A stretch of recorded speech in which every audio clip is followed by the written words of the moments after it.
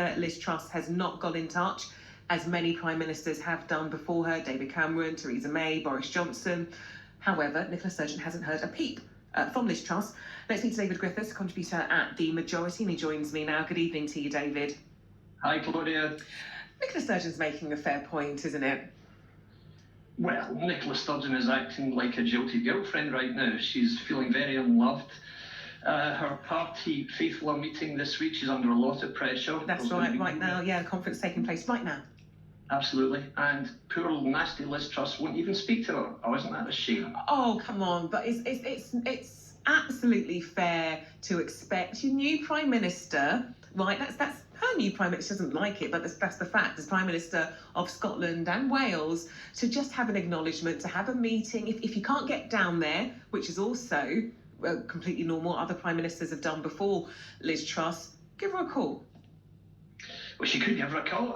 Can't really imagine what she'd want to say to her, and I'm not sure what Nicola Sturgeon would want to say back. You've got to remember, these people, the two of them are coming at this one issue from completely different angles. Liz Truss has made it clear this week she plans to face down the separatists who seek to break up the country. Nicola Sturgeon is trying very hard to break the country apart. That's what she wants to do. She's been told very clearly that a referendum's not going to take place. It's pretty much her sole policy, independence, and that is, as I say, breaking up the United Kingdom. I don't really believe the Prime Minister of the UK has any need to phone Nicola Sturgeon or to get in touch with Nicola Sturgeon just to have the same tired discussion yet again.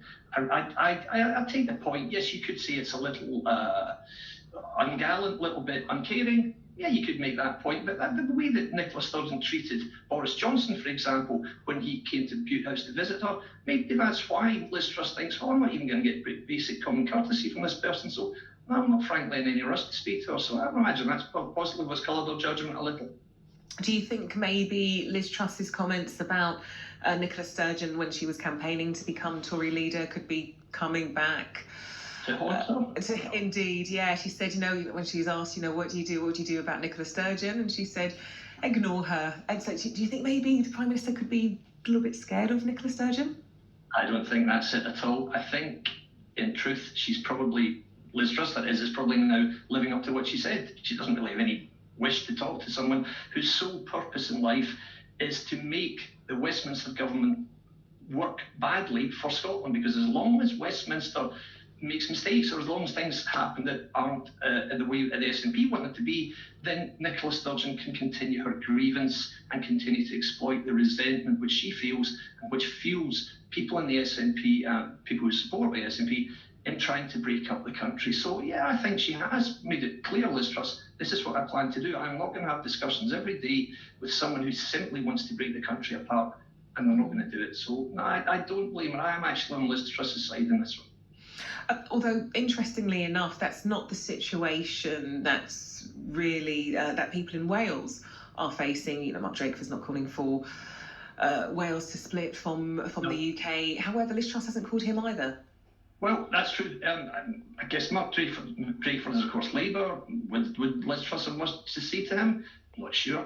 I can't speak for Liz Truss why she's not speaking to anyone in Wales, but people in Scotland who are in the majority, who want, not the majority us, but the majority throughout Scotland, they don't want Liz Truss to be friendly with Nicola Sturgeon. They want Liz Truss to be keeping Nicola Sturgeon and the SNP firmly in their box and in their place, which is, sorry guys, you had your opportunity to break up the country, it didn't work. The people of Scotland rejected divisive, corrosive nationalism. You're not going to get another opportunity because people in Scotland quite simply don't want it. So, yeah, should Liz Truss be more emollient? Possibly, but not really for me to say. I'm not interested. Well, as you said, David, the SNP conference is taking place right now. We had its Westminster leader, Ian Blackford, speaking earlier, and he described he really went for the Tories and the mini-budgets, described their economic plans as a nightmare, said Liz Truss and Kwasi Kwarteng had made the worst first impression in the history of British politics, and he said the inequality and incompetence of the budget will go down as one of the worst financial interventions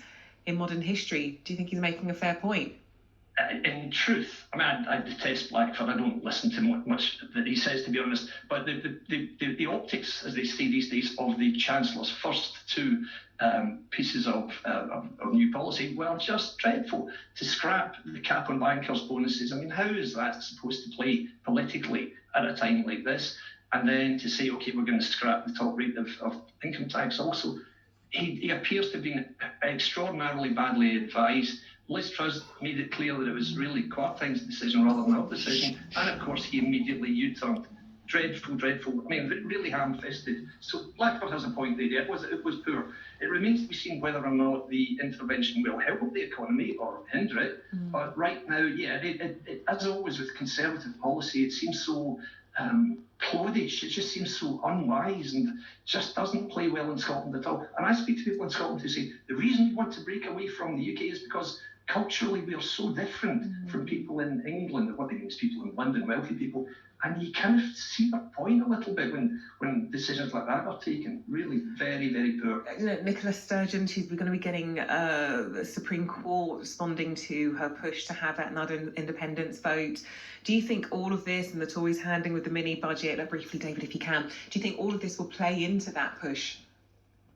It will certainly play into that push, but being brief with you, Claudia, the truth is there is no more support for breaking up the UK in Scotland than there was 8 years ago, despite Brexit, despite Boris Johnson being PM, despite mistake after mistake from the Conservative Party. Yes, it will play into her followers and their desire for it, but they simply don't have the numbers, they don't have the initiative, they don't have the momentum. So we're happy that Liz Truss is taking the decision that she will fight to keep the UK together, and that is what the majority of people in Scotland want. So good luck to her. David Griffiths, always a pleasure talking to you from the majority. As I said, thanks so much for being with us tonight.